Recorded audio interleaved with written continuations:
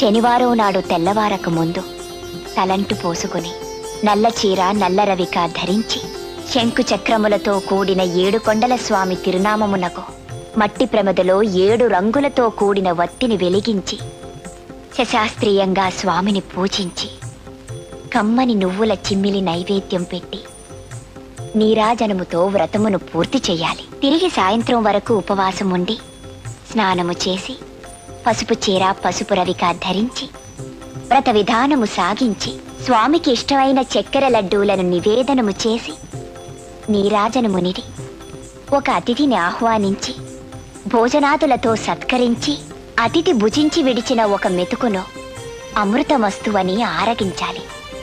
అప్పటికి ఆనాటి శనివార వ్రతం పూర్తవుతుంది.